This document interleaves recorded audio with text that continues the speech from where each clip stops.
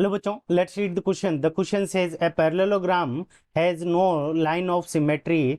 ये statement true है या फॉल्स है, ये हमें बताना है। ठीक है बच्चों, तो सबसे पहले ये हमारा एक पैरेललोग्राम है A B C and D. ठीक है बच्चों, ये पैरेललोग्राम है, इसके ऑपोजिट एंगल इक्वल होते हैं और ऑपोजिट साइड्स क्या होती है, इक्वल होती है और पैरेलल होती है। ठीक है बच्चों, इस क्वेश्चन को करने के लिए हम क्या करेंगे, एक की कॉन्सेप्ट देखेंगे। ठीक है बच्चों, अब की कॉन्सेप्ट के अंदर क्या होगा कि हमारी लाइन ऑफ सिमेट्री जो होती है उसकी डेफिनेशन क्या होती है वो समझेंगे, तो उसके अकॉर्डिंग हम देखेंगे। तो लाइन ऑफ सिमेट्री की जो डेफिनेशन होती है वो क्या होती है, it is a line, it is a line that that divides that divides the figure that divides the figure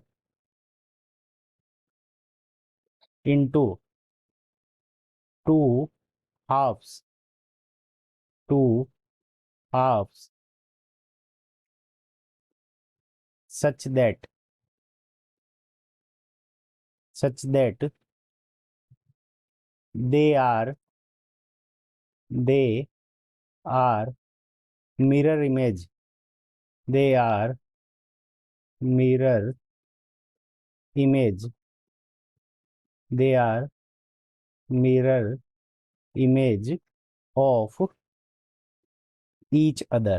ठीक है बच्चों, तो ऐसी लाइन होती है जो कि फिगर को दो पार्ट के अंदर डिवाइड करती है और जो दोनों पार्ट होते हैं वो क्या होते हैं, एक दूसरे के मिरर इमेज होते हैं। ठीक है बच्चों, तो अगर कोई भी लाइन अगर हम ड्रॉ करें, जैसे ये लाइन हमने ड्रॉ कर दी यहाँ पे, ठीक है, तो इसके सर्टेन हमने इसको डिवाइड किया, तो ये दोनों पार्ट एक दूसरे को मिरर इमेज के अकॉर्डिंग क्या करते हैं, डिवाइड नहीं करते हैं। अगर ये लाइन से करें अगर हम, तो इससे भी नहीं होता है, ये दोनों मिरर इमेज नहीं होती एक दूसरे की।